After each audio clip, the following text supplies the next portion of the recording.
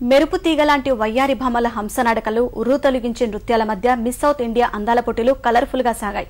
Hyderabad Marriott హోటల్లో జరిగిన ఈ పోటీలో మగువల అందం, ఆత్మవిశ్వాసంతో పాటు భారతీయ సంప్రదాయాలు ప్రతిబింబించాయి. వివిధ రాష్ట్రాల నుంచి పోటీలకు హాజరైన అందమైన అమ్మాయిలు సంప్రదాయ పాశ్చాత్య దుస్తుల్లో మెరిసిపోయారు.